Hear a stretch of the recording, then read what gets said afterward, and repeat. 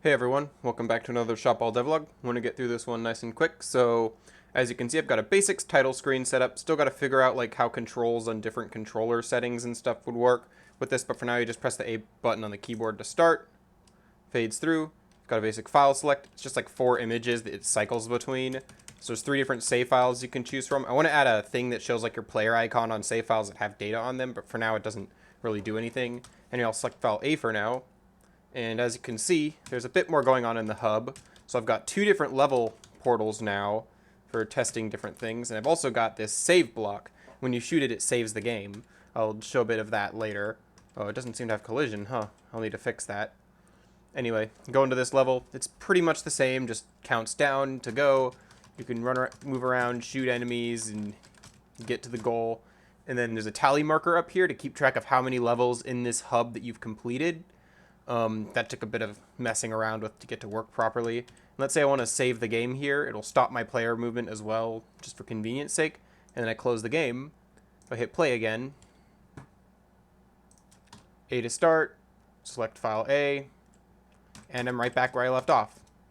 So that was nice to finally to get that set up. It wasn't too tricky to set up. And yeah, if I go into the second level here, you'll notice it says enemies defeated 0 of 6 at the top. Not sure why the text is cut off. There's just some bug right now that's cutting off the text, and I don't know what's causing it. It's just using the default fonts. I'll show some of the detailed specifics later. Maybe someone in the comments knows what's wrong. But it's not a huge deal right now. It doesn't like break the game or anything. It's just a little annoying. Anyway, in this level, you've got to defeat 6 enemies, and I am not doing a very good job of that. Let me just quick. Okay. Got you. All right, 6 enemies defeated. There's 7 total, but you don't need to defeat all of them. And there's both the levels finished.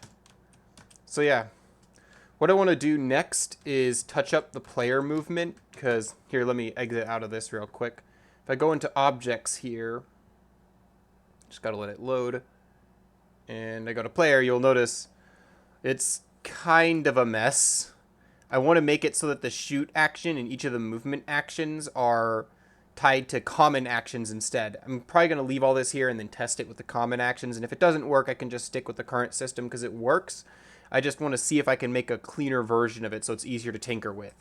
Got stuff like the save block here, file select, all pretty simple. The main, that text glitch, let's see.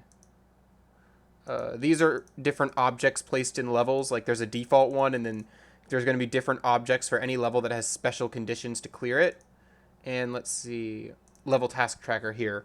As you can see, it has standby when there's no task displayed, and then it constantly updates the text because otherwise it wouldn't update when you say kill another enemy. And then once it reaches the criterion amount, it like switches a switch and then goes back to showing the text normally. And if I go into the text here, this is what I've currently got as the settings. I'm not really sure what's causing it to get cut off like that, because text in other parts of the game isn't getting cut off, but it's not a huge deal right now. Again, next I want to upgrade, enhance the player's movement, fix that up a bit. I also want to add a few more different mechanics. I want to add invincible enemies, breakable walls, booster pads that launch you in a specific direction, and yeah. In addition, after that, I think next after adding those mechanics would be adding a boss, which unlocks after you say beat both the levels in the first test hub. Then when you beat the boss, it unlocks a second hub with its own set of levels and its own level tracker. And I also want to try and experiment with multiplayer after that, once I've got like some of the framework of a single player campaign set up, because I want the multiplayer to work in the campaign mode and in the versus mode, and it's kind of like all encompassing multiplayer with up to 4 players, but I really don't know how I'm going to do that. I'm still new to Pixel Game Maker, and I'm not sure how to set it up so that you can like, I'm not sure if I'm going to go with a menu that allows you to select how many players you want at the start of the game, or if I want there to be like an area you go into in like the hub areas that can allow you to have players drop in and drop out, or make it some way where players can just drop in anytime they want and join you in your game. I might end up having to go with the menu system just to keep it simple, but even then, like figuring out how to make it so that in a single scene there can be 1, 2, 3, or 4 different split screens at a single time But I'm not going to worry about that right now. I'm still going to focus on some of the base game and just getting some of the core elements of this, the like gameplay and stuff set up, because I know how to do that, I think. So yeah, thanks for watching, and I'll see you in the next one.